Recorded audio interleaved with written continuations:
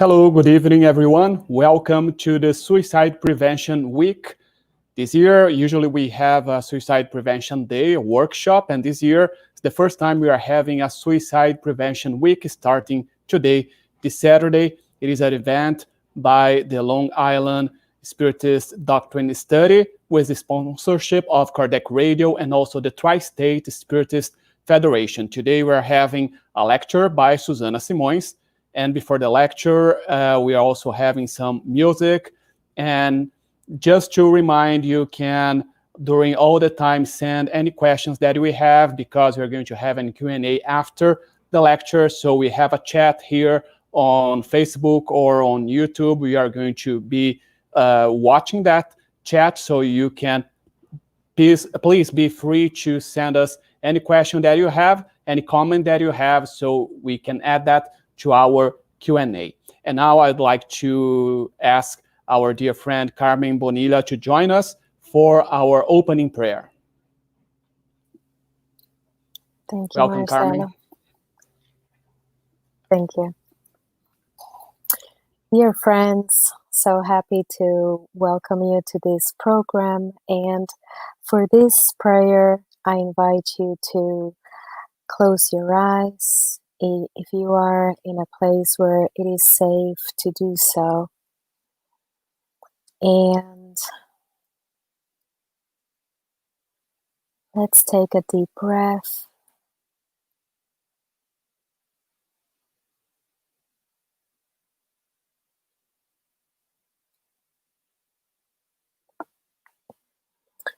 We are so pleased and so thankful to come together for this program here tonight, to learn more about suicide prevention, to communicate this message to those who need it, and also to ask for the souls of those who have committed suicide on their own lives.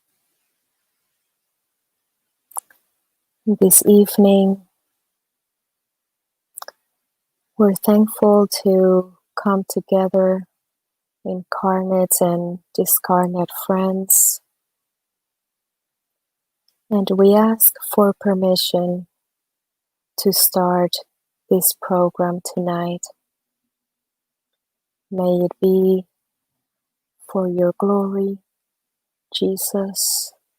May it be for your glory, Father God. So be it.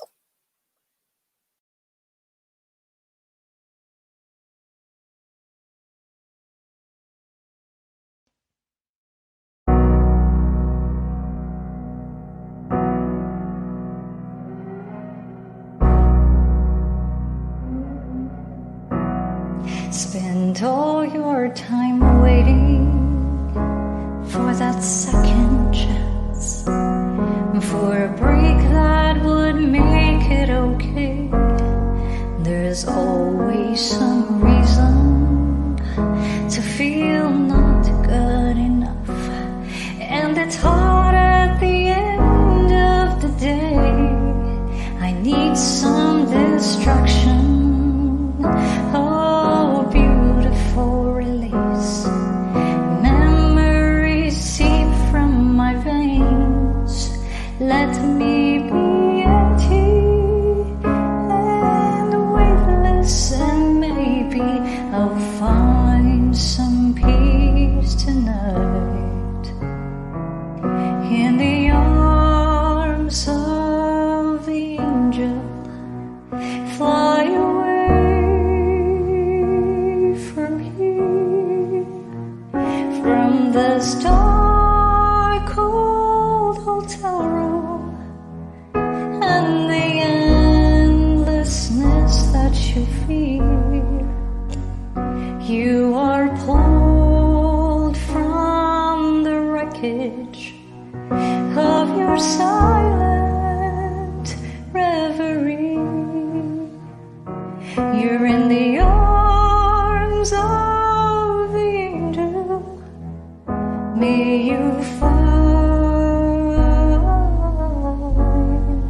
some comfort here.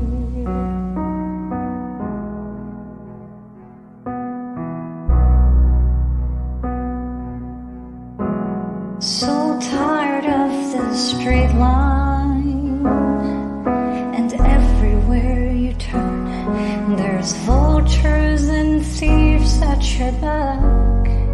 The storm keeps on twisting, keep on building the lives that you make up for all that you lack. It don't make no difference. Escape one last time. It's easier to believe in the sweet madness of this glorious sadness that brings me to my knees. In the arms of the angel, fly away from here, from this dark cold hotel room and the endlessness that you fear.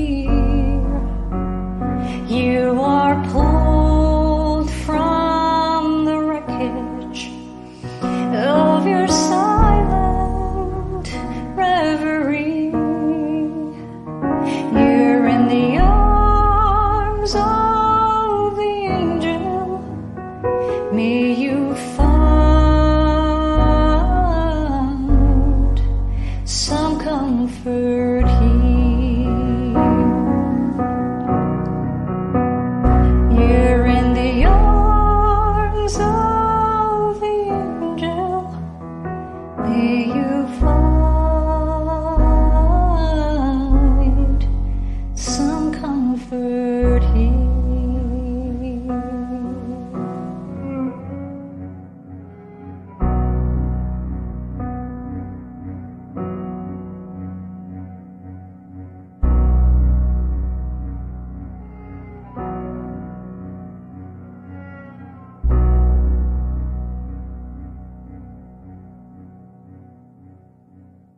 Thank you all.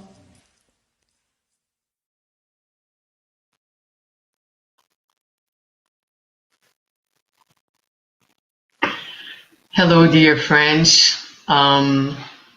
It is with enormous joy and actually emotion, forgive me, after hearing this song that we're here today with all of you. I would like to greet all our friends and every single person who is joining us this evening. To this time that we're going to be talking about this very important theme. It's a special day for me. I received this invitation to join this program 2 years ago exactly. And so been waiting 2 years to be able to be here tonight talking about suicide.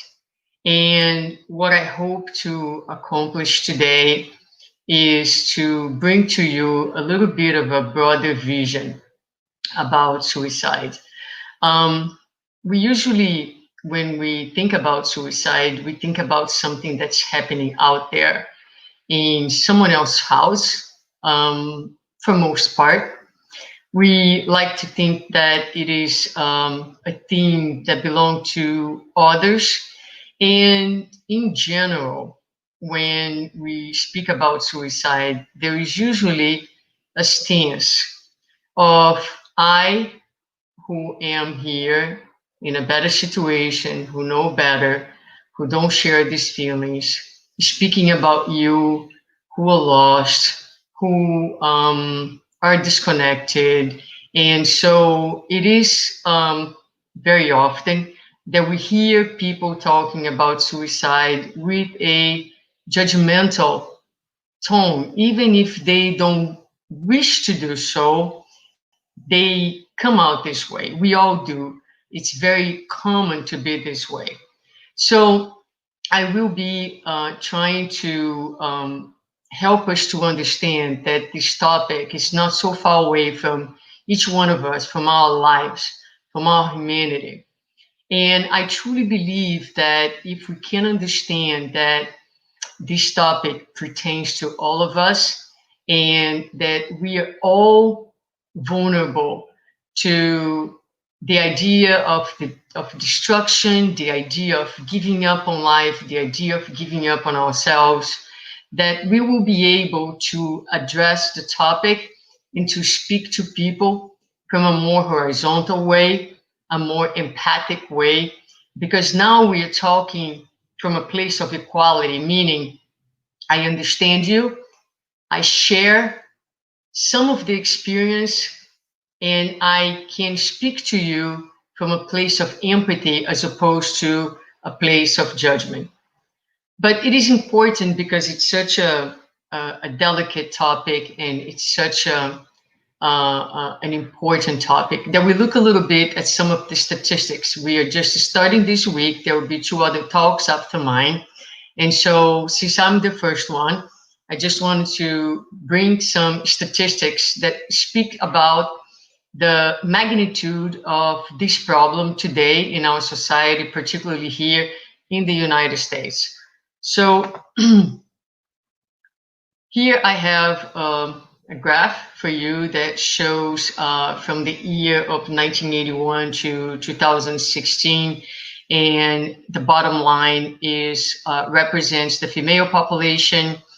The middle line is the male population. The top line is the total. And we can see clearly that from a little bit before 2001 up to 2016, that's when these statistics are that we have a sharp increase in the number of suicides here in the United States. And we're going to see that past 2016, we will have continue to have a rise in the numbers, and that from 1999 to 2014, the rate increase of 24%, which is the highest rate recorded in 28 years. In April of 2016, the CDC released data showing that the suicide rate in the United States had hit a 30-year high.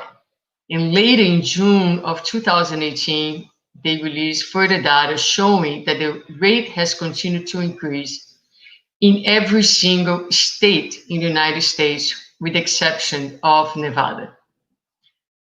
Furthermore, they talk about surging death rates, and this particular slide is very troublesome because it talks about the surging death rates from suicide, drug overdose, and alcoholism, what researchers refer to as deaths of despair. And I would like to highlight this particular name, right?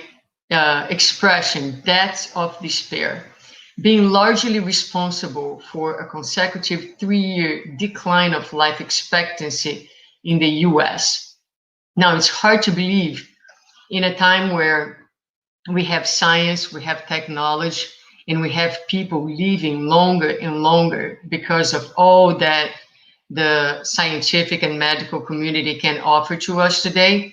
We have seen a 3-year drop in life expectancy in the US since the years of 1915 to 1918. This is, the first time that we see this type of drop happening, in part because of the increase in the number of suicides that we experience here in this country. Now, we also see that suicide is the second leading cause of death for young people from ages 15 to 34. And the third leading cause of death for those between the ages of 10 and 14 years old, which means the suicide is really affecting each day more and more a younger and younger population.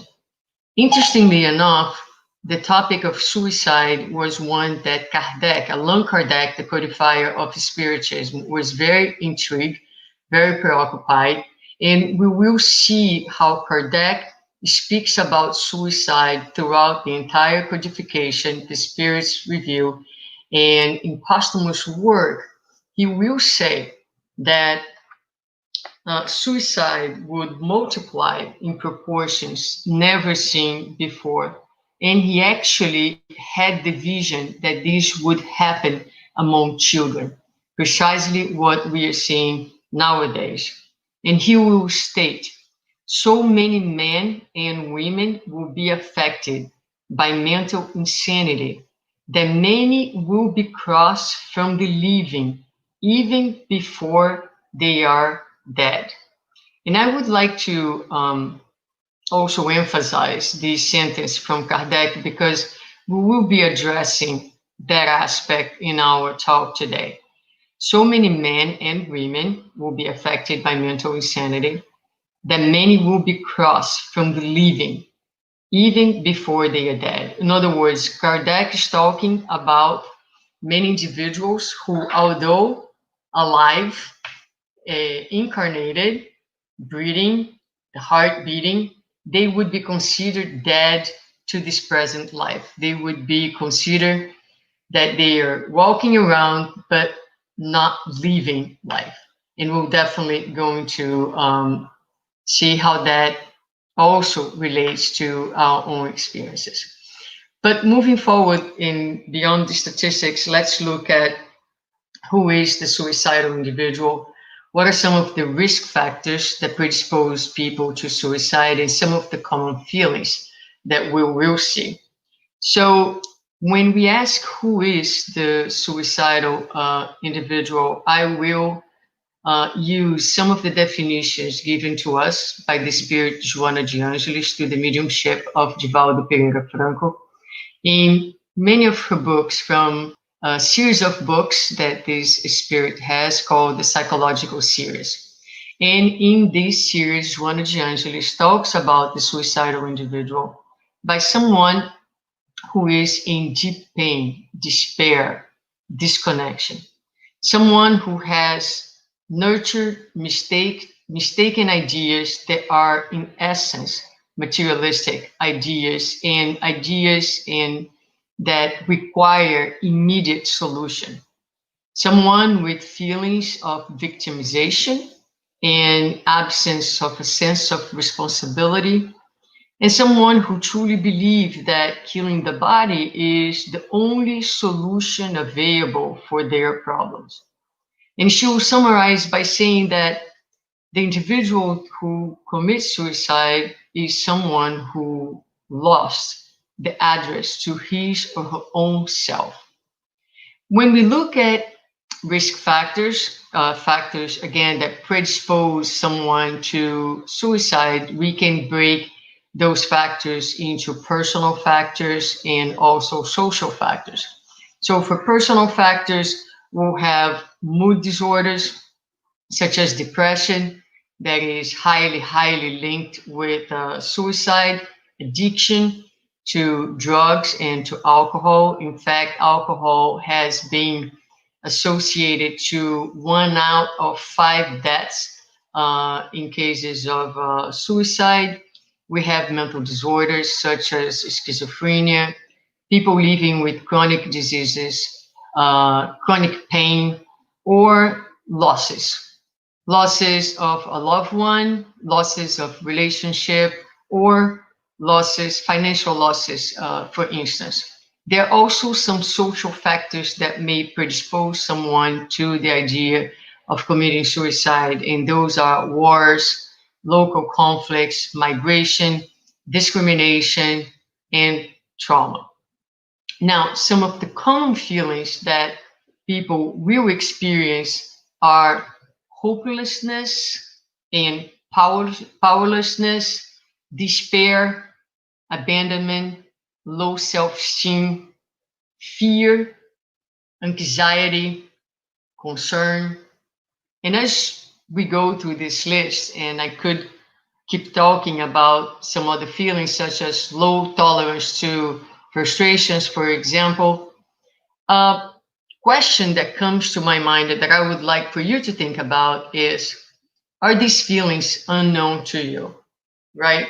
So have you ever in your life had a moment where you felt hopeless or powerless? In times like the times that we live today, which one of us has not been taken by fear, by anxiety? Which one of us does not experience frustration?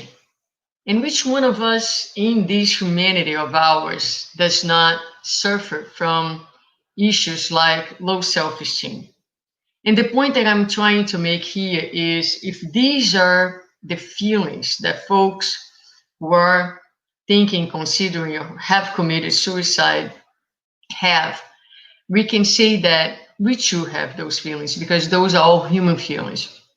We experience them in different ways, at different times, in different proportions. But those are feelings that are known to us. I have had, you know, some of the knowledge that I have and everything, moments where I have stopped in my life and asked, man, where is God? Right? Moments where, although we know everything that we know, we feel like, is there really any hope for this humanity? So we do have those moments where sometimes, more or less often, we do experience those feelings to some extent. But in moving forward, let's look a little bit about what Spiritism brings to us. And I would like to focus today on these two natural laws, divine laws, that we find described in the Spirit's book. One is the law of conservation, and the other one is the law of destruction. The law of conservation, it's cited in question 704 of the Spirit's book. And in this question, the spirits tell us that God has given us this instinct of conservation because of the need that we have to stay alive, and because life is necessary for the perfection of beings. So again, we have this instinct of conservation in us, because it's important for us to stay alive, because life is necessary for the perfection of things. So this is a very, very important point that I want to make. We all of us want things to be better. All of us want a better life for ourselves, for our children, for the planet. The way to get to a better life is to stay in life alive. When we understand life from the perspective of the immortal spirit, no matter how difficult the trials are that we are bearing, how difficult the moment is, this is the necessary experience. This is what we need in order to transcend and to arrive to this better place that we all aspire.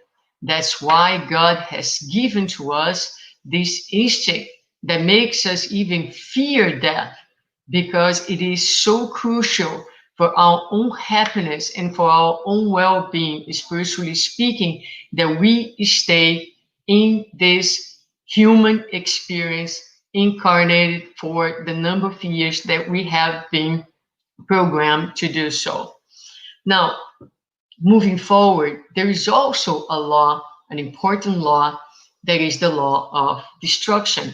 And it is on question 728, where the spirits are going to tell us that it's necessary for everything to be destroyed in order to be reborn and regenerated. What you call destruction is no more than transformation, and is aimed at renewing and improving living beings. So, interestingly, they are telling us that everything needs to be destroyed in order to be reborn and regenerated. And what we call destruction is nothing else other than transformation that's necessary for the betterment of human beings and all the living beings. So we have these dual forces enacting in our lives at all times.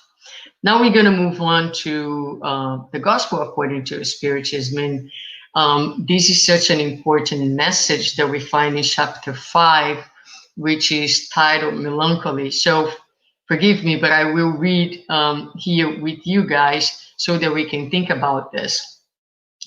Do you know why a vague sadness sometimes weighs upon your hearts and makes you find life so bitter? It is your spirit which aspires to happiness and freedom, in which, bound to the body that serves as its prison, exhausts itself in vain efforts to escape. However, seeing that such efforts are useless, it falls into despondency, and the body, bearing the spirit's influence, sluggishness, dejection, and a kind of apathy, seizes you, and you will find yourself unhappy. Believe me and strongly resist these feelings that weaken your willpower. The yearnings for a better life are innate in the spirit of all humans, but do not seek in this world. And nowadays, as God is sending his spirits to instruct you about the divine happiness reserved for you, patiently await the angel of deliverance, who will help you break the bonds that hold your spirit captive. Remember that during your trial on the earth, you have a mission that you cannot doubt, whether in dedicating yourself to your family or whether fulfilling the various obligations that God has entrusted you. And before we move forward, let us go back here to this first paragraph. And let's just think about this. The spirits are telling us if your spirit, it is your spirit which aspires to happiness and freedom.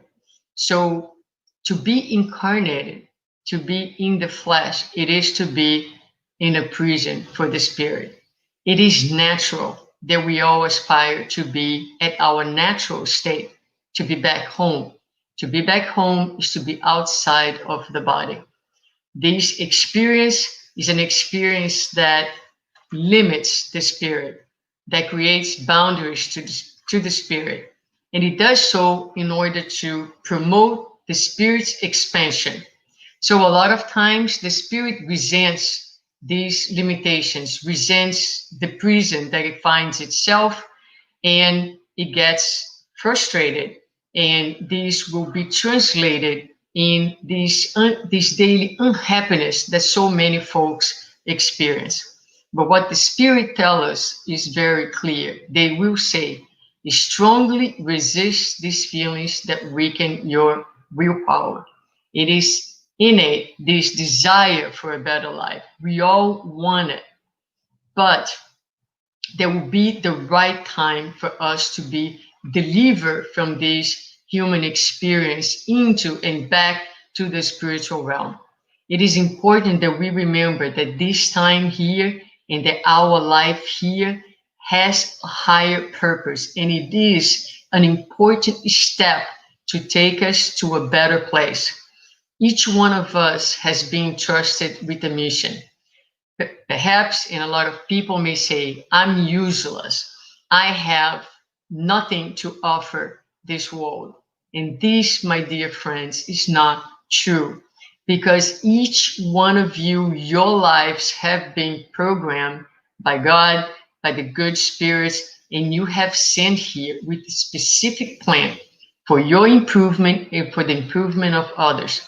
No one is so poor that has nothing to offer to this life. You are divine, you are special, and there is something important for you to do and to accomplish here, today and now.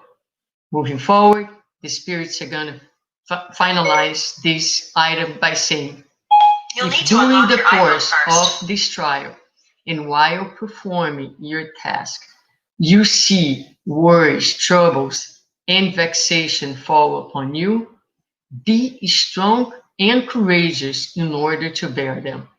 Face them resolutely. They are of short duration and will lead you to the friends for whom you weep. They will rejoice at your arrival amongst them and will extend their arms to you to lead you to a place where the afflictions of earth have no access. So again, the spirits are inviting us to face courageously and resolutely the difficulties, the trials that come to our way. They remind us that this is of short duration. And I get it. I get it when you say this has no end. And the perception and the feelings when we are in the struggle that it has no end and that lasts forever seems so real. And this is when spiritism becomes such a powerful tool in our lives. Because what spiritism does is it invites us to climb the mountain and to appreciate life from a higher perspective. It is only when we see life from above, when we see life from the perspective of immortality, that all the things that we experience can become relatively small, including time. The perspective of time changes. It will not change the nature of our struggle, but it will give us the certainty that these two will pass, and that this time, in the context of immortality, it is indeed a short time, and that it is totally worthwhile to hold on to life, to hold on, to seek for help, because it is assured that once you overcome the hurdle, the obstacle that you face right now, that for sure you will rejoice in tomorrow, in this life, and certainly in a future life. And if the obstacle has been transcended, you will find yourself in a place where that type of trouble and turmoil will have no longer a place in your life. So let's think and meditate about these concepts. They're so incredibly important to give us the strength and the courage to stay here, taking care of the things that will help us ultimately to achieve the happiness that we all look for. But I would like to speak to you a little bit about the law of destruction and this idea of transformation. And this is an idea that two spirits bring to us. One of them is Dias da Cruz, through the mediumship of André Moreira, when he says that life recycles itself in two different ways. On the outside, through the recycling of matter, and the inside, through the recycling of values. So life is constantly recycling. There's always destruction and transformation.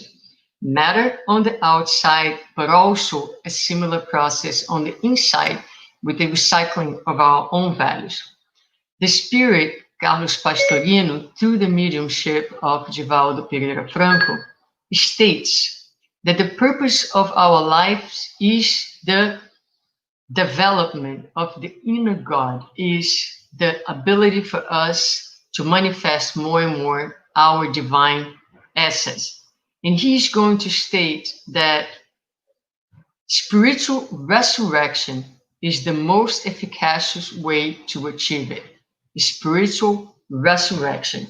And he's going to complete his thoughts by saying, in each resurrection, which is the equivalent of transitioning from darkness to the light of self-awareness, ignorance is overcome, knowledge is gained, and a step is taken in the direction of wholeness and peace.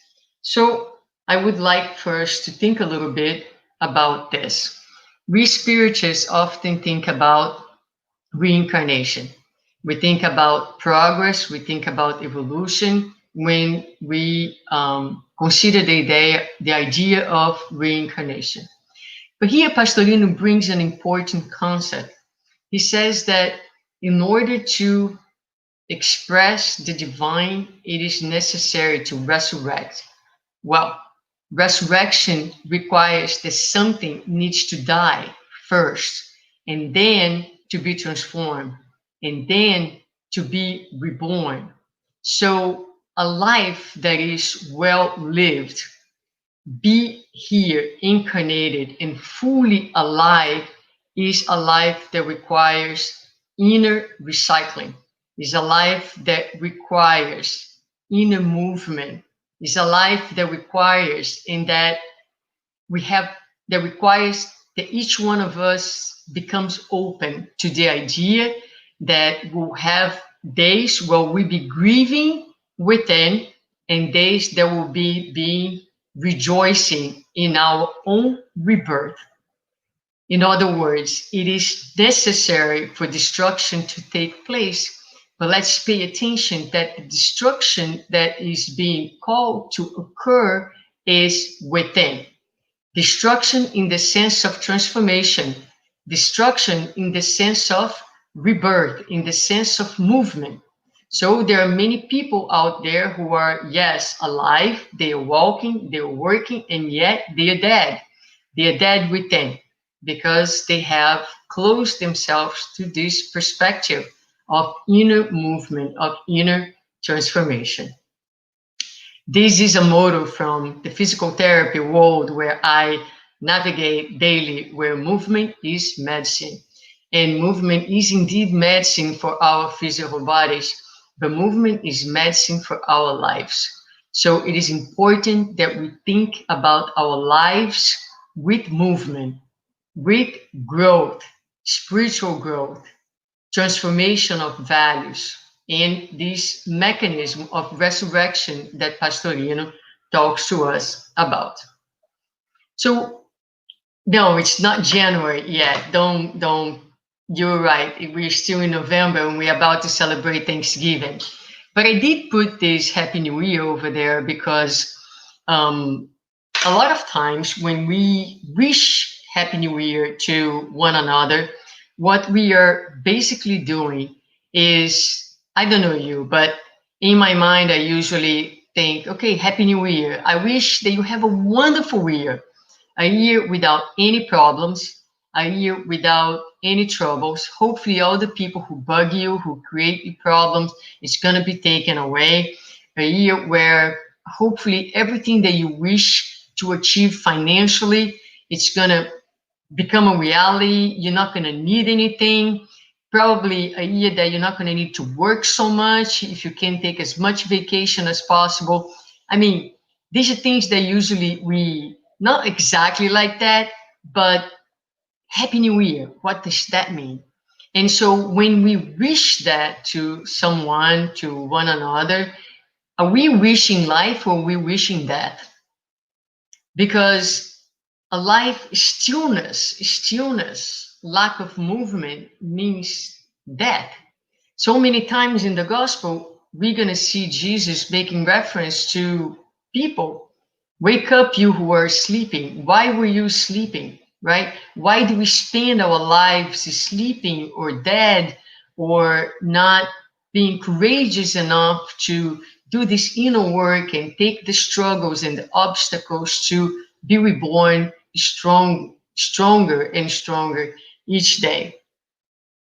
So this is a book that I like very much. It's called The Presence Process by Michael Brown. I have cited before in different lectures. I like it very much.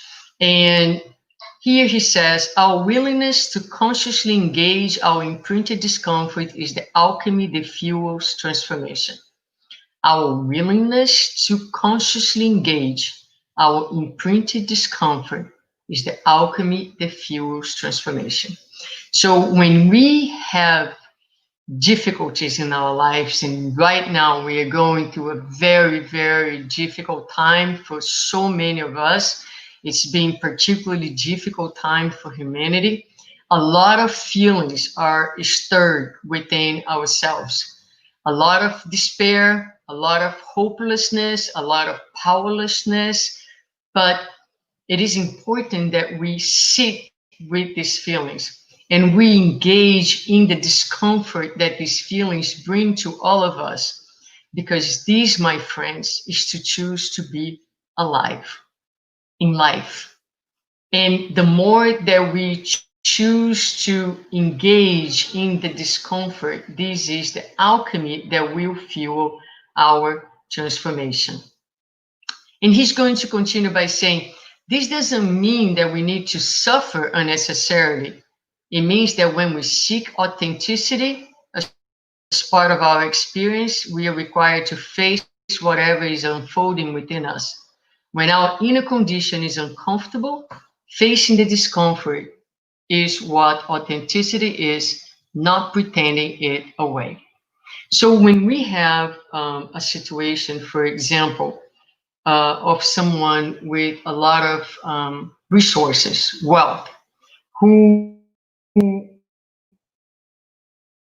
loses everything, which is an occurrence that many people will take their lives out of shame, out of despair, for the loss of material means. What we will realize is that, yes, it is an incredibly, incredibly difficult experience, but that what we need to tolerate in a moment like that, the discomfort that will fuel the transformation that comes with a situation like that, it is perhaps for that man or for that woman to realize that the part that needs to die is not the physical body, but is the ego who consider one day itself to be more, perhaps above others, perhaps privileged,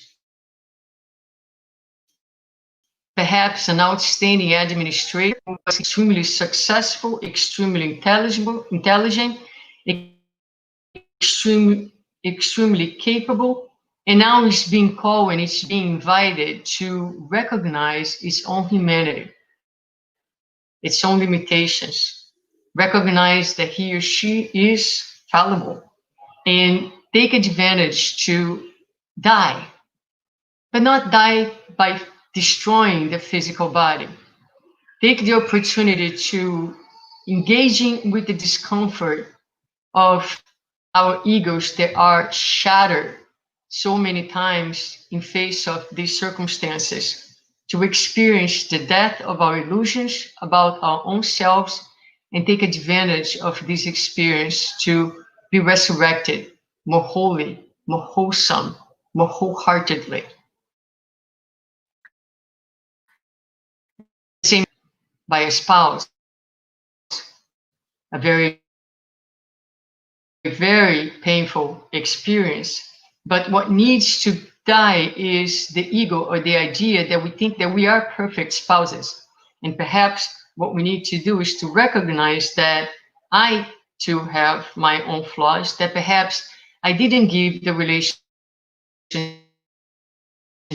I have limits as a human being. So again, this, what life is calling us to do in a moment like this, is to have the courage to face our own humanity and to again let the law of destruction takes place within ourselves, not by taking our lives, because that, my dear friends, will not solve anything. Will postpone and will enhance our problems, since we are immortal beings and death does not exist. But there is a call for that. There is a call for destruction. There is a call for transformation. And this is what life is giving us. And what I ask you, as I ask my own self, and I have been working on not pretending it away, is how are we doing? How courageous have we been entering our own discomfort zones and facing our own humanity? So people will take their lives, will do so because they have a sense of hopelessness. They have, like we have mentioned, a materialistic perspective. But how about us who are spiritualists and who believe in immortality? Are we being courageous to allow this resurrection to take place within of ourselves, or are we pretending away and running from our authenticity and our own humanity by using our drugs of choice, working too much, eating too much, sleeping too much? Even sometimes working too much in the Spiritist movement can be a drug of choice, away from being human.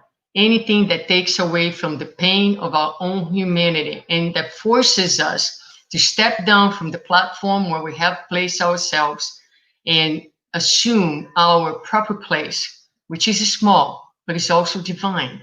It's humble, but it's also beautiful. And this is what life is inviting us to do.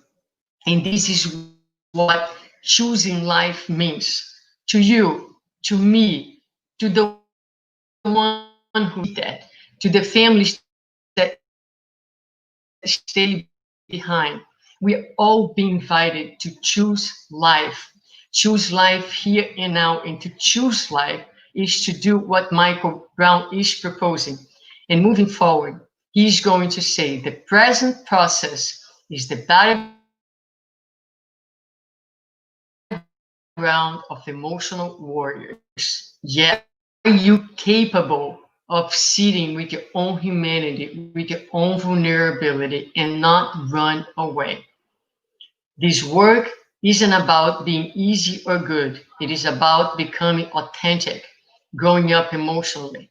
It is about grasping life intimately with both hands and raising ourselves up from being emotionally dead. So this is the proposal that we bring to you today, and I would like to close our reflection with this last sentence.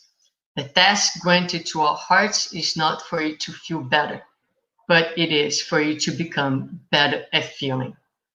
The therapeutic process that we have available to us today is in Spiritism and in spirituality, the certainty, the knowledge that we are immortal beings. Life does not end. And the path for healing is always written. Again, I'm not speaking to people that I'm speaking to myself in first place, because my ears are the first ones who are hearing my own words. Let's choose, my dear friends. Starting from us, let's set the example. Let's choose to be alive moment to moment. Daily suicide prevention. Choose to leave you with this evening. Thank you.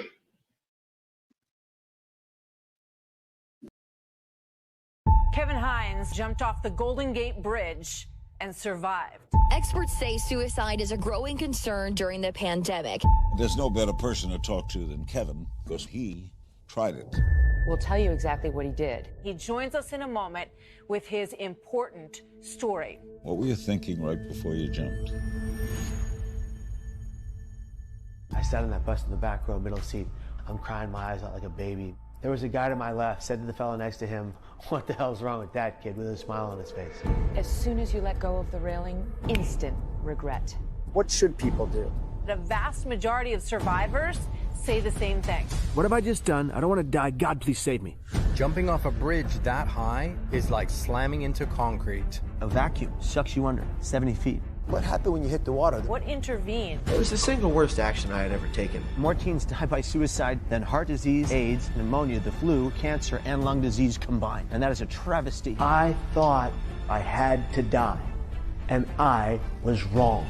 To anybody out there watching this right now, what do you want them to know? I got on the next bus. I sat in the very last seat in the middle row. We began to drive out to the Golden Gate Bridge. And that's when it hit me. I realized I didn't want to die at all. I said, "Well, what are you doing, Kevin? Get off the bus." And so I'm sitting there and I'm crying my eyes out, hoping for one individual on this bus crowded with people to look at me and say, "Hey, kid, are you okay? Hey, kid, is something wrong? Can I help you?" I was walking up to the bus driver hoping that he would see my pain. But I could not say it overtly. I could not tell him that I was in trouble. I could not make those sounds. And he looked at me. "Come on, kid, get off the bus. I gotta go." There was a guy to my left, said to the fellow next to him while pointing at me with his thumb, "What the hell's wrong with that kid?" with a smile on his face. I thought, that's it. Nobody cares. Nobody cares. A wave of emotion overcame me as I stepped down off of this bus. My feet heavy, my heart palpitating, waterfalls flowing out of my eyes. I walked forward. As I stood atop the Golden Gate Bridge walkway, staring and leaning over the 4-foot-nothing rail, peering down to the looming waters below. I walked back toward the traffic. I ran as fast as I could, and I threw myself over the rail.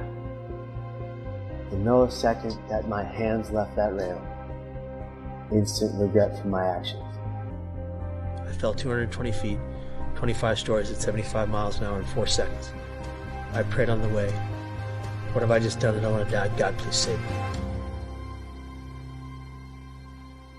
My father, on the morning of, he pleaded with me to be with him that day.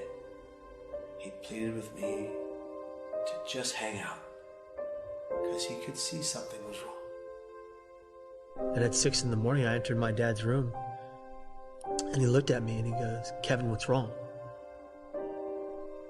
And I desperately wanted to tell him the truth. And eventually I convinced my dad that morning that I was fine, knowing full well that I was going to the Golden Gate and I was going to die. He turned to me and he said one of his favorite things. "Kevin, I love you, be careful." When you hit a vacuum, it sucks you under 70 feet. My legs were completely immobile. I had shattered my lower vertebrae into shards like glass. I swam 70 feet with one breath and without the use of my legs. It was the fastest I ever swam because I knew I wanted to live. I break the surface, I'm up and down in the water. I can't stay afloat. I keep going down. My boots are waterlogged. I cannot stay afloat. I'm going to drown. Praying the entire way, "God, please save me. I don't want to die. I made a mistake." I broke the surface. "God, please save me. I don't want to die. I made a mistake."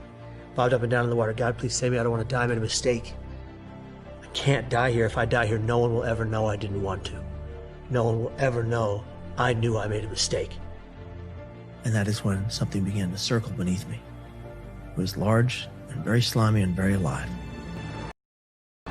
And I just was going to die by a shark bite. It just kept circling faster and faster beneath me. No longer was I wading in the water. I'm lying on top of being kept buoyant by this thing. It was bumping me up. I was no longer swimming. I'm lying on my back, being kept afloat by this thing, thinking, when is it going to bite me? There was no shark, but there was a sea lion. And the people above looking down believed it to be keeping me afloat until the Coast Guard boat arrived behind me. He got the phone call from the hospital, and he calls his secretary, Rachel, and says, "Rachel, my son has just jumped off the Golden Gate Bridge.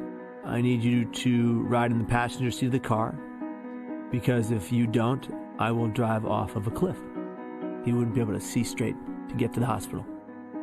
And he walks in to my room, and I'm laying there all, kind of broken and bent, IVs in both arms, I had a tube coming out of my chest, and just waterfalls flow from it.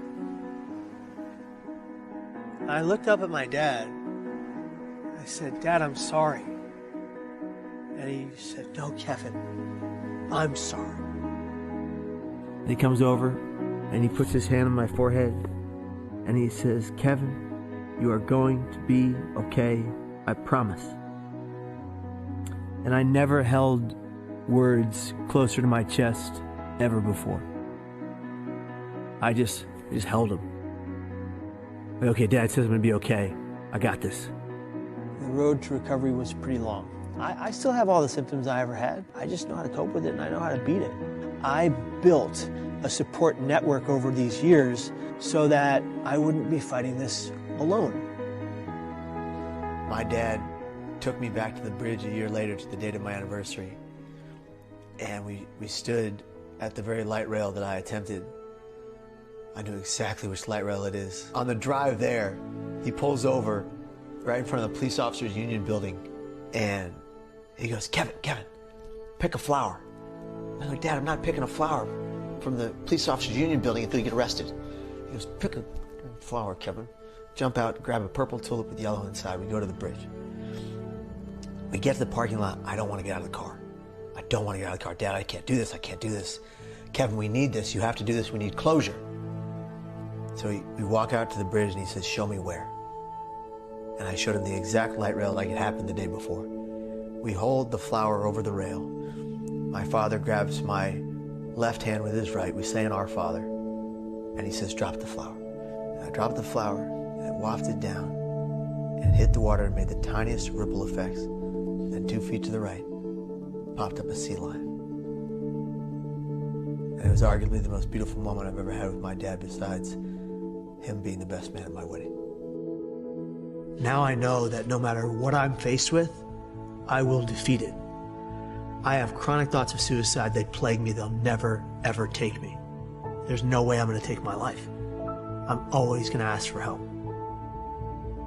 If I was able to exit this body and just be someone there for me, my 19-year-old self on that bridge, I would have stopped. I would put my hand on my shoulder, gently nudged it this way, and said, this isn't the answer. Your life matters. Your pain matters. And this isn't the end. This is just the beginning. Anybody out there watching this right now, considering it, what do you want them to know? Stop. Breathe. Just take a moment. 4 in through the nose, 8 through the mouth, pursed lips like a whistle but no sound. Stop. Breathe. Stop. Breathe. If you give the world time to have things change, you might get to have that beautiful future that you never even desired or imagined. I travel around the world trying to help people who don't have it all, who don't have that support network, find reasons to support themselves. And if one of you is suffering and you're quiet about it, today, tomorrow, the next, ask for help. Practice never again silencing your pain. Tell the truth about it to someone. You're not alone, and suicide is never the solution to your problems. It is the problem. And you can defeat this pain one day at a time.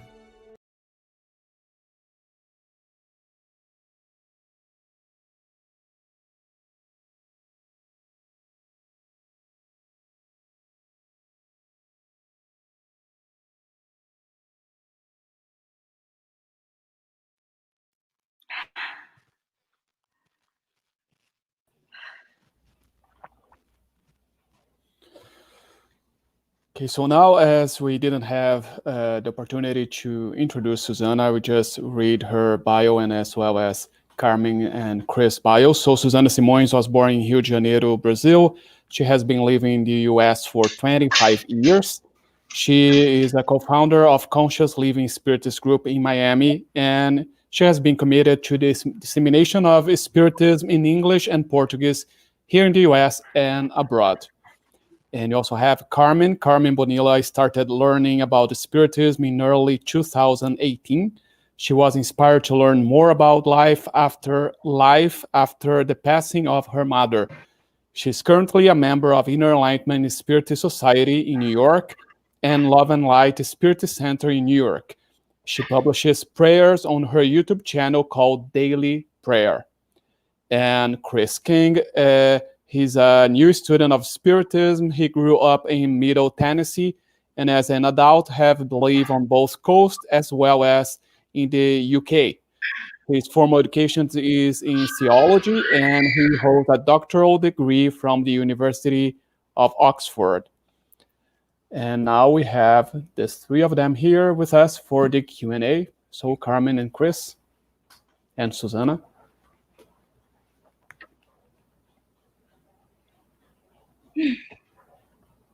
I'll jump in there. Let me show my face. There we go. So you have a face to go with the mask. Suzana, thank you very much for that really terrific and uplifting and also kind of shocking presentation. I was really taken aback by the statistics that you brought forward about the steep increase in suicide in the past 20 years, which obviously tracks with some major changes in our civilization and and in the United States and American culture, but also just the way suicide has contributed to a decrease in life expectancy for the first time in such a long time. It's just part of that, obviously part of that social trend of sort of the diminishment of expectations and a reduction of life choices and options that are characteristic of our generation as compared to past generation. This is such a rich and complicated topic. I have a lot of questions, and so where to begin? So a little like a personal story, and just I'd like to ask your reflections on it. When I was in college, I had a very, very close friend, dear friend, who had severe bipolar disorder. He was gay. He came from an extremely conservative Christian family who lived in North Texas. After college, he went home, and they almost imprisoned him. He came out to them. They were really, really oppressive about it, and combined with his psychiatric issues and just an atmosphere of misery at home, he took his life about 2 years after graduation. And I was the last person he talked to before he killed himself. And I was young and I wasn't attuned to the kind of clues that people who have suicidal ideation or plans often, give you. I can see now how he was trying to tap loose ends and maybe find some kind of reason for me to carry on. His mother called me the day after he killed himself, and she was looking for answers, and I didn't have any.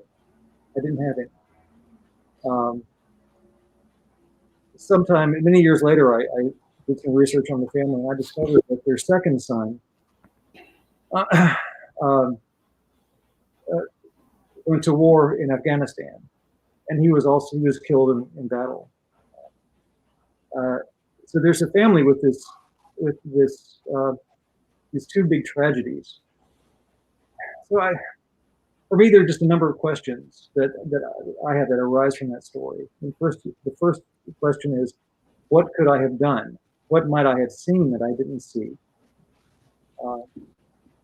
The second question, it stayed with me after his death. What can I do for him now? What can I do for him now? And the third question is, what's going on with this family? Because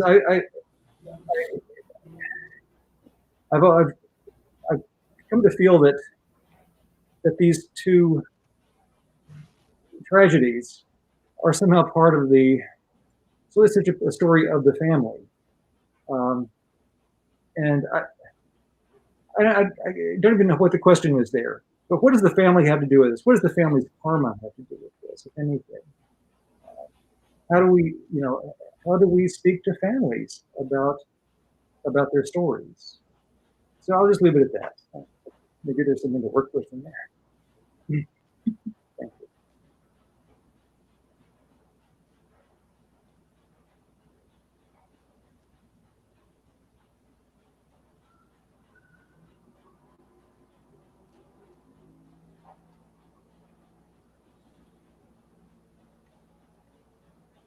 Suzana?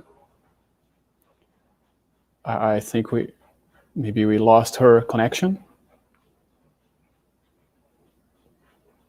I thought she was just looking very intently at me. Oh,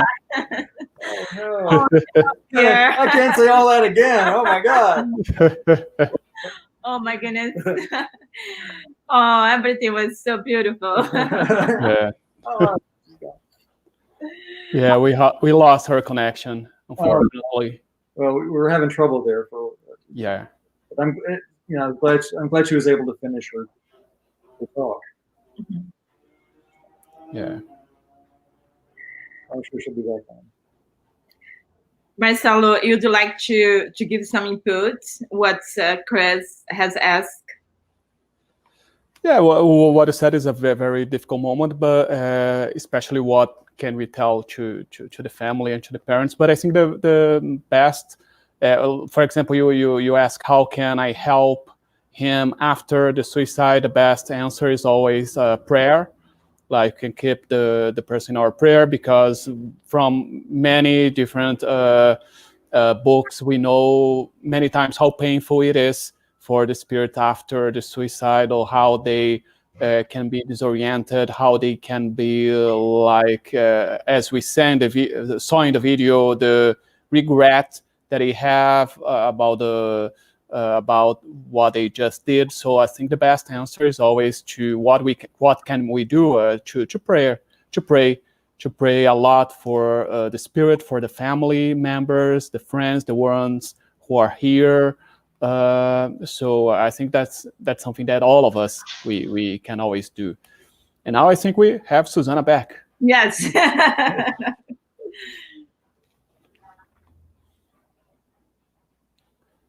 Or maybe not. Maybe not. No. Suzana.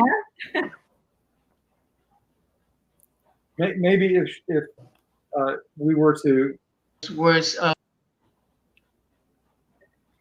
You guys cannot hear me? We can hear you. We can hear you now. Maybe. Oh, okay. All right. Okay. So let me. I did get some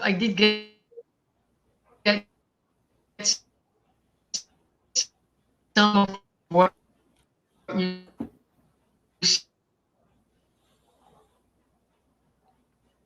said.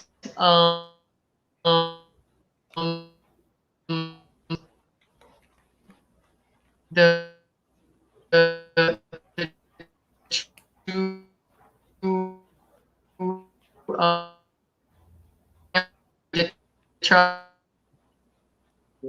Yes. Tragedies.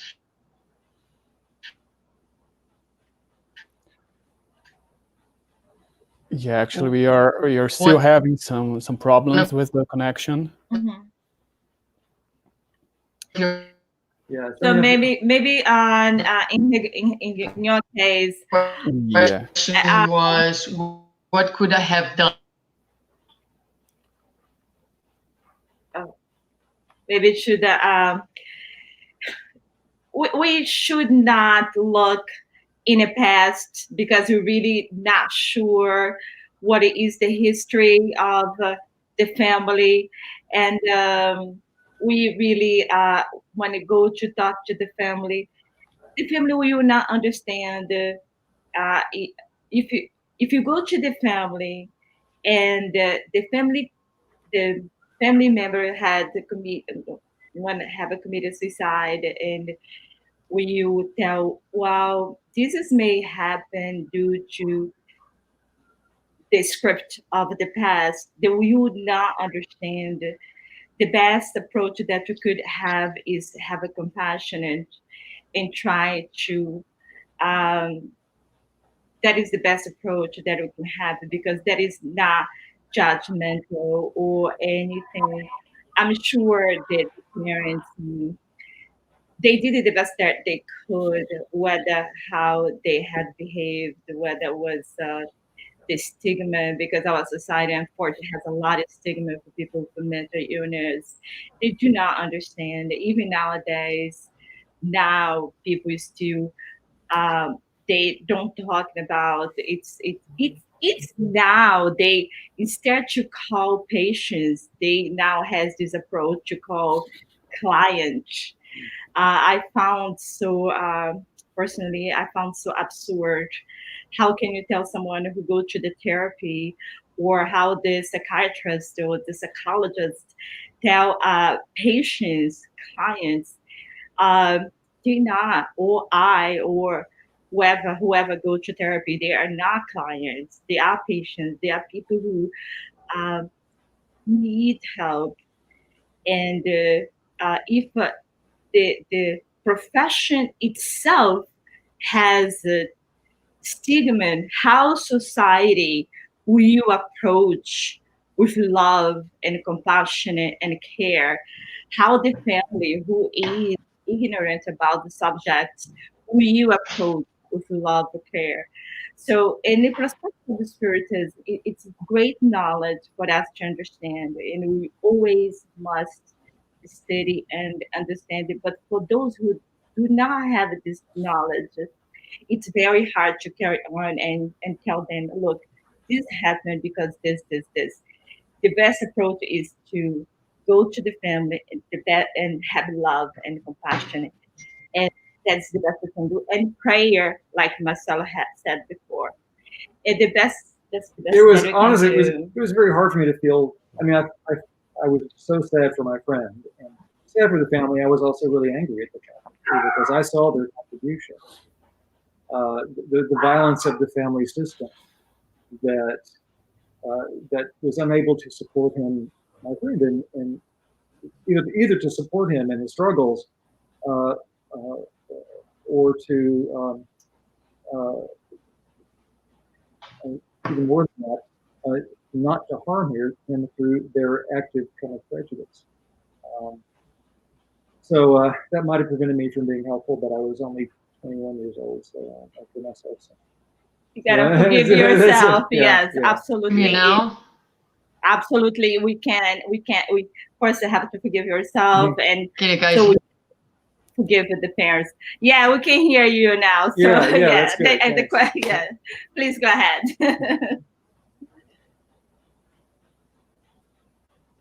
Suzana?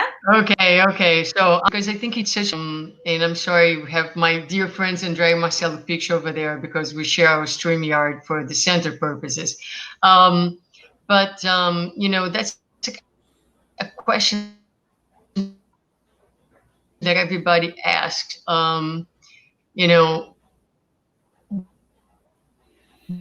What else could I have done? And when you talk to psychologists, they will all, we have this idea that we actually are influential enough in someone's life that we can actually make someone change their minds when they have their minds made, So yes, we can do what the video talk about. We can talk about the feelings. We can do a lot of work, but one, the therapy offices are full of people who are left behind and who feel responsible. But when the person makes the decision, none of us is big enough, to be able to consider ourselves responsible, take that responsibility upon ourselves. And this is a lot of times consciously or unconsciously, because one of the ways to look at suicide is an act of despair, yes, but it's also an act of rage, of no acceptance of life, of no acceptance of the circumstances.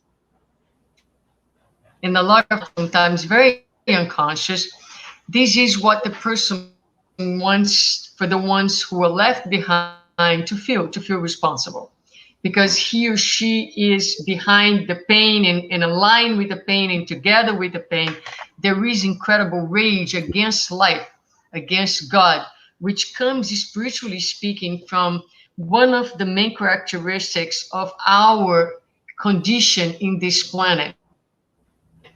What characterizes all of us, whether we are in our lives or not, that puts us in a planet like this one that we live in, is precisely our no acceptance of God's will. You are here, I am here for this reason. And the people who commit suicide is the ones who are taking this to the extreme. But you and I have attitudes of rebelliousness on a daily basis. If we were for this, we would be in a better world. We do what we want, and not even all their knowledge is strong enough and capable enough to put us on the path, the straight path. We are so rebellious that we have all this knowledge and we still cannot get it right. We want to do our way and not God's way, because God's way is love. And every single time that we move away from love, we are going against God's will. So I also would like to answer this question here placed by Isabella.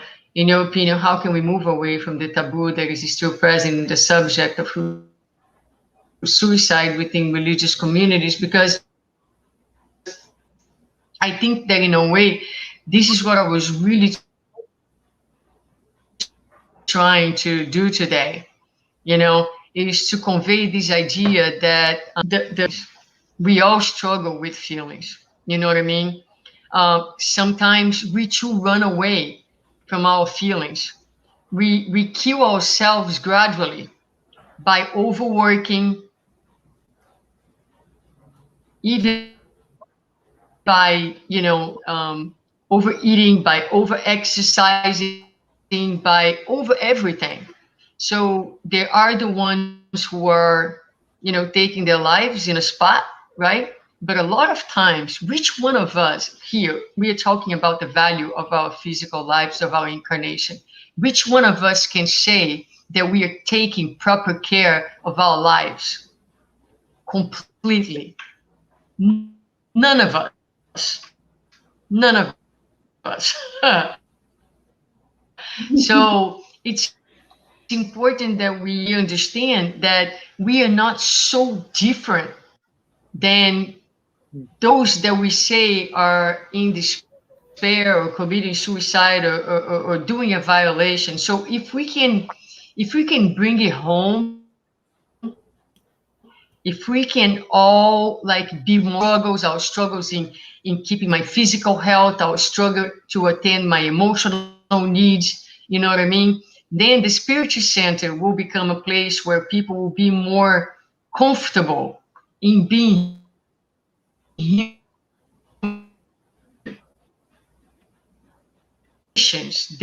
pains, their difficulties, you know what I mean? So I think that this is a way of breaking the taboo, is by making the religious arena a more human arena where people can be authentic in their humanity, so that when you go there, you don't feel that you are a foreigner, that you don't have the sense that what you're feeling, you are the only person who is feeling. Because we all feel those things, because we all compromise our stay here by not attending and by escaping and by not processing our emotions in the way that we should be processing. We're really not that different. We are the same, So if we create this awareness, then people will feel like, okay, there is a safe place that I can go to, because these people are not superior than me. These people are just like me. And so I can speak to them. But as long as we are receiving people in the Spiritist Center saying, I am the counselor who am here to receive, my charity, my wisdom, then it's hierarchical. It's vertical. It's no longer horizontal. People need to walk into the Spiritist Center and see people, humans, so that they can feel that that's a safe space to speak about their limitations.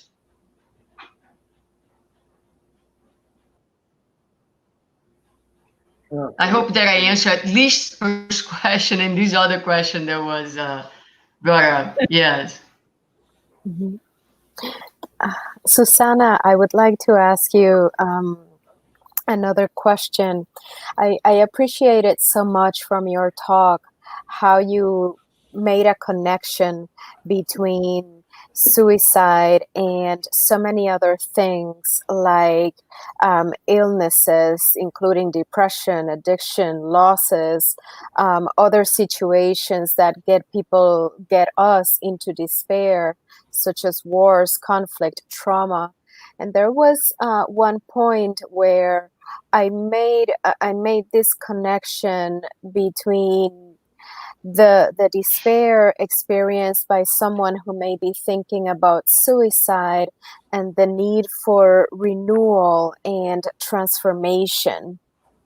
And so I was wondering if you could speak more about that, that need that is there for all of us, and that is there in particular when these thoughts, when this, the words coming to mind are these bad influences of thinking about suicide are coming to mind. It's the depression is a place of extensive sadness, also associated with, like I said, there is a characteristic of no acceptance of life. If his life is not the way I want, then there will be no life. That's basically what it comes down to. So what I think it's really important for us to consider is that feelings, right? Sadness. Before we become depressed, a lot of times we will experience sadness. And I think one of the most powerful ways that we would have to prevent suicide that is so deeply associated with depression is we treat sadness before it becomes depression. And so sadness is just a feeling. It's a feeling that speaks to us about the state of our soul. So it is really important for us to open space to feel sadness. Because when we don't feel sadness, that sadness is buried in our beings and it grows because it doesn't flow. God put tears in our eyes so that we could cry out our sadness. But some people can't cry, and we have such a difficult time with sadness. We live a paradigm of happiness. We must be happy. If you walk into a spiritual center, and I'm talking about spiritual center because we are spiritists, and someone says, "How are you?" and the person looks at you and say, "I'm deeply sad," what we're going to say to that person? "Oh my God, don't feel sad." Excuse me? No, don't feel sad. Let's do a prayer. Let's do a prayer. No, let's read something. Let's read something else. Okay, I'm not saying that those things aren't good, but perhaps the first thing that we would need to do is to say to that person, "Oh, you sad? Would you like to talk to me about your sadness?" That's it.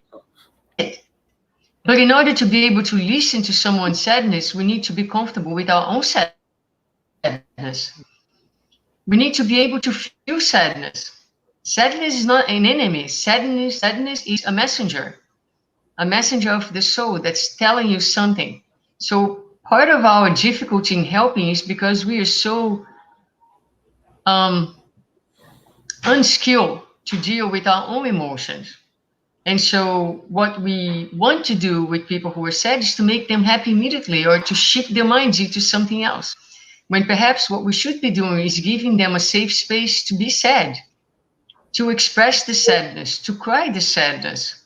And then, yes, nobody's going to be stuck on that, but people have different times, and different sadness require different times for healing. If you lost your elderly mother who was 9 years old, you're going to require a time for healing. But if you lost a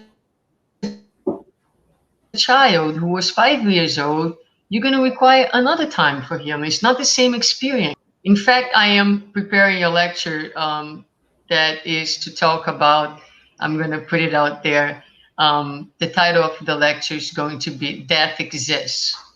Because I find that in the Spiritist movement, with the paradigm of immortality, we have we have not given enough attention to the painful process that is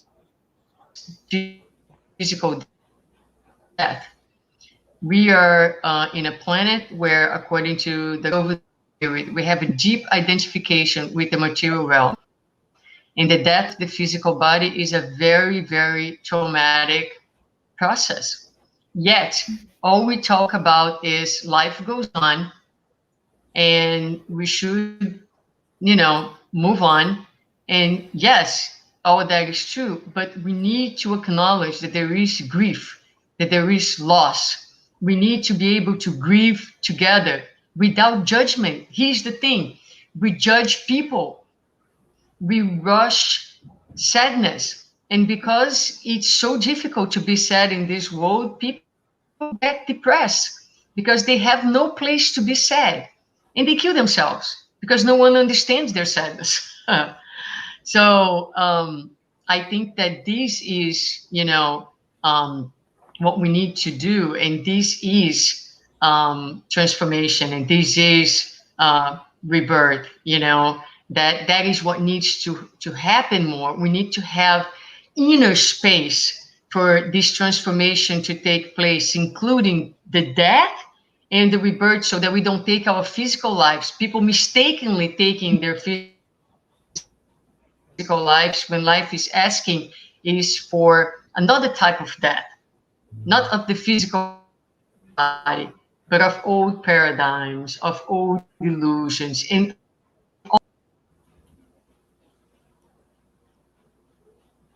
I hope I answer your question. Thank you.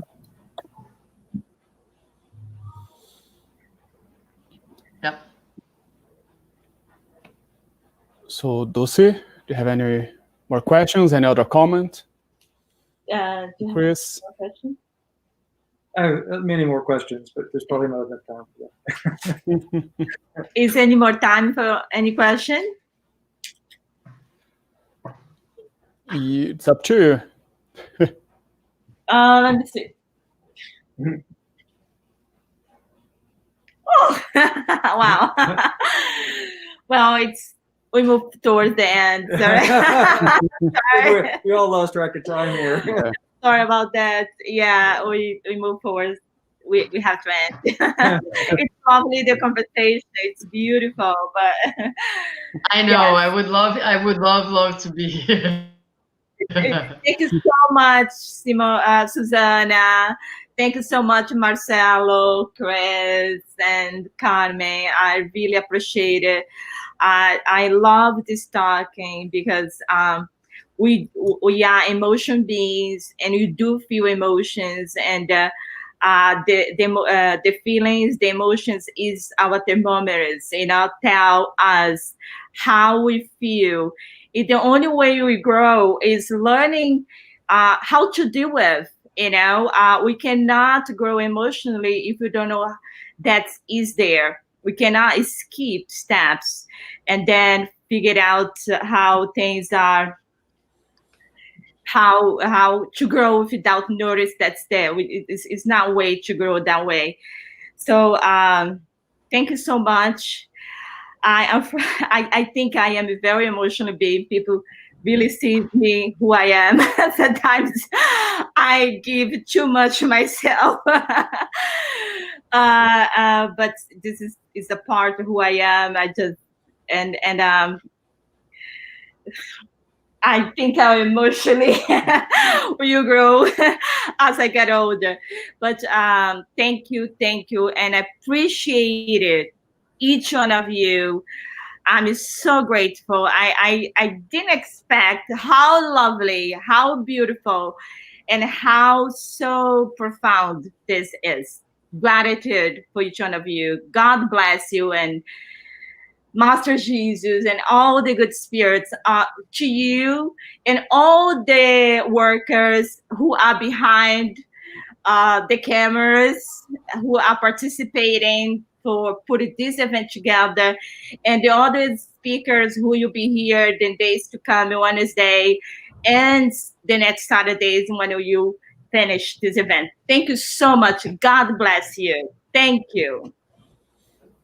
Thank you. Thank you, Dulce. So just to remind, on Wednesday at 8 p.m., we are going to have one more lecture by Vanessa Anceloni, and next Saturday at 2:30 p.m., another lecture by Julio Carvalho. So now we are going to have the final prayer with Carmen, and then one more music with Isabella Silvestri.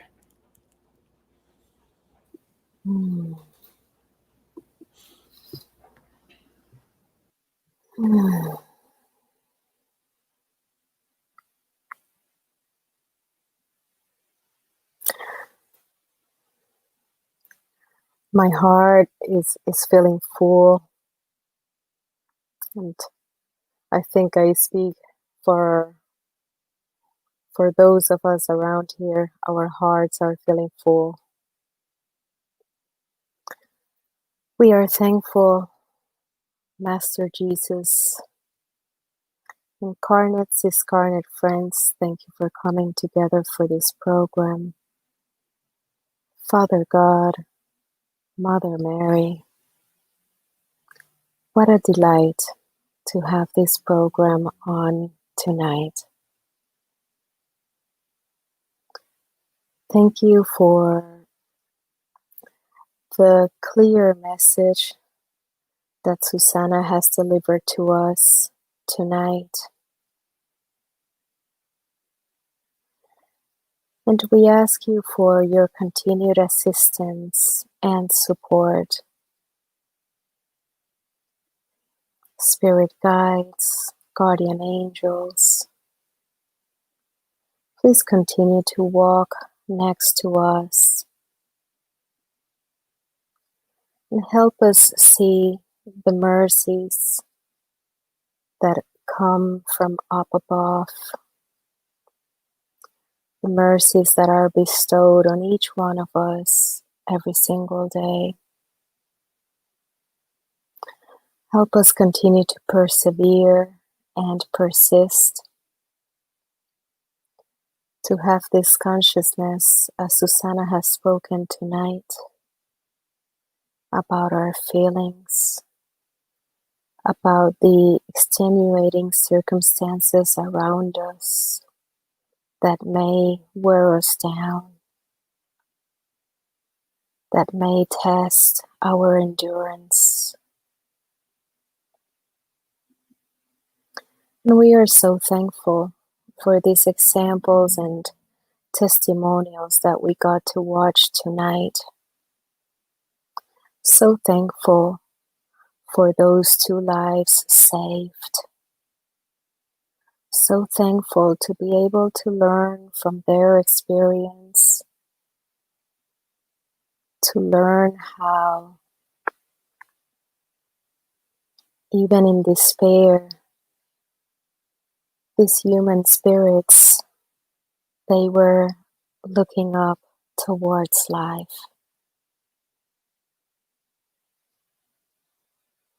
It gives us wonderful inspiration, wonderful role model for us to remember, to follow, to share with others.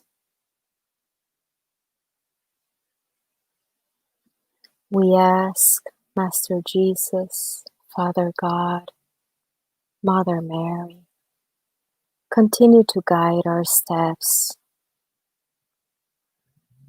Continue to bless us. Continue to help us grow in our emotional intelligence. In how do we create a space for others? How do we create a space for ourselves to be with our feelings, to be with our challenges, to be with whatever tests we are going through? And we are ever so thankful for your support, for your love, for the light that you continue to shine upon us day after day. We're ever so thankful for this experience called life. And do continue to plant in us the seed of inspiration, the seed of love, the seed of enthusiasm, the seed of passion for us to continue our life missions. And may it all be for your glory. So be it. All right, this one I hope you'll sing with me.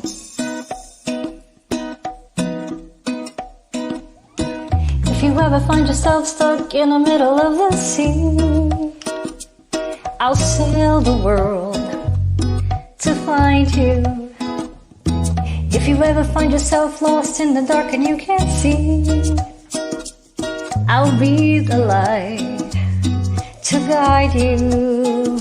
Oh, find out what we're made of. We are called to help our friends in need. You can count on me like 1, 2, 3. I'll be there. And I know when I'm needed, I can count on you like 4, 3, 2. You'll be there. 'Cause that's what friends are supposed to do, oh yeah. Ooh, ooh, ooh, yeah, yeah. If you're tossing and you're turning and you just can't fall asleep, I'll sing a song beside you. If you ever forget how much you really mean to me, every day I will remind you. Oh, find out what we're made of. We're called to help our friends in need. You can count on me like 1, 2, 3. I'll be there. And I know when I'm needed, I can count on you like 4, 3, 2. You'll be there. 'Cause that's what friends are supposed to do, oh yeah. Ooh, ooh, ooh, yeah, yeah. You'll always have my shoulder when you cry. I'll never let go, never say goodbye. You can count on me like 1, 2, 3. I'll be there. And I know when I need it, I can count on you like 4, 3, 2. You'll be there. 'Cause that's what friends are supposed to do. Count on me like 1, 2, 3. And I'll be there. And I know when I'm needed, I can count on you like 4, 3, 2. You'll be there. 'Cause that's what friends are supposed to do, oh yeah.